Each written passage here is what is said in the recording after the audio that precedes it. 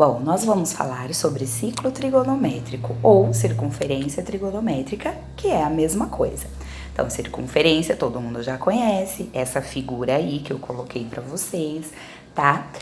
As unidades de medida da circunferência são os graus, que a gente também já está acostumado a usar, porém agora aparece uma nova unidade de medida, que são os radianos. Se vocês observarem aqui ao lado, por exemplo, 30 graus é igual a π sobre 6 radianos. Esse RD significa radiano, que é essa nova unidade de medida, tá bom? Mas como que eu transformo graus para radianos e radianos para graus? Então, a gente vai fazer uma conta bem simples. Mas antes disso, o que a gente precisa lembrar? O ciclo trigonométrico, ele é uma circunferência orientada, sempre em sentido anti-horário, contrário ao relógio, tá bom? Então, daqui para lá. Ele divide a circunferência em 4 partes iguais, chamadas de quadrantes. Primeiro quadrante, segundo quadrante, terceiro quadrante e quarto quadrante. Ok? O que mais que é importante? Esse eixo aqui, ou essa reta principal horizontal, é o eixo dos cossenos. Essa reta aqui na vertical, a principal, olha, é o eixo dos senos, tá? Bom, e como que eu vou transformar 60 graus, por exemplo, em radianos? O que eu vou fazer? Olha, então eu coloquei um exemplo aqui para vocês. Se eu sei que a circunferência total tem 360 graus e em radianos ela mede 2π radianos, a metade da circunferência, 180 graus ou π radianos. E aí eu monto uma regrinha de 3. Então, olha só, 60 graus corresponde a x, não sei quanto em radianos. E 180 graus, então eu vou colocar, na mesma unidade de medida, igual a π radianos. 180 vezes x, 180x, igual 60 vezes π radiano, 60 π radianos. X igual 60 sobre 180, porque aí ele passa dividindo π radianos. Tem que simplificar pelo mesmo número em cima e embaixo. Olhe se dá para dividir o número de baixo pelo que está em cima. Se der, já pode fazer isso, que é o que a gente fez aqui. 60 dividido por 60, 1. 180 dividido por 60, 3. Ok? Π radianos ou π sobre 3 radianos, que é a mesma coisa, certo? Bom, mas e se eu quero transformar de radianos para graus? O que eu vou fazer? Eu vou apenas trocar o π radianos por 180 graus. Então, olha, 3 vezes π radianos eu vou trocar por 180 e vou dividir por 2. 3 vezes 180 dividido por 2. Eu simplifiquei o 180 por 2. 90 vezes 3, 270 graus.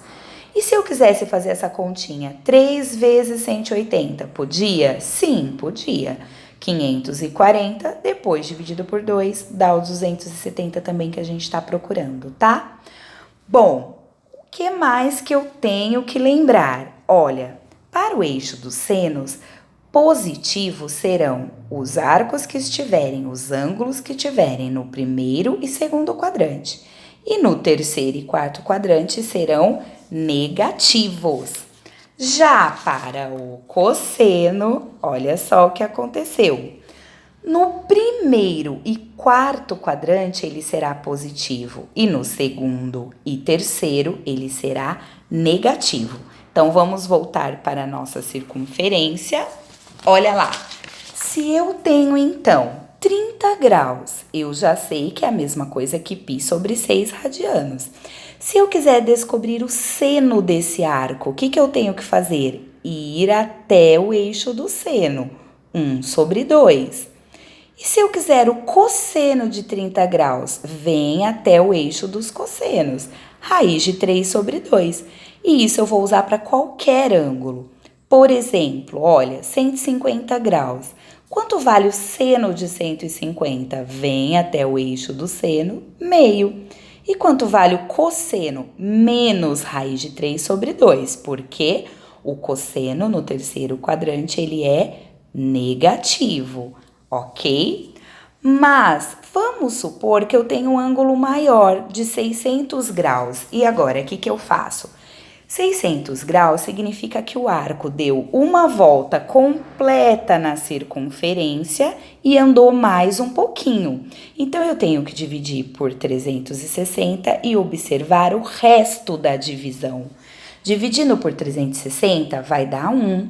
1 vezes 360, 360. 600 menos 360, 240.